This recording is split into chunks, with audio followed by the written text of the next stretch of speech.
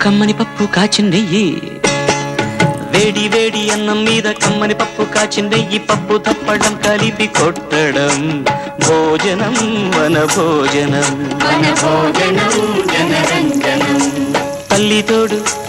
పిల్ల మేక తల్లి తోడు పిల్ల మేక ఆలు మగలు అత్త కోడలు బాసు బంటూ ఒకటేనంటూ కలవడం భోజనం వన భోజనం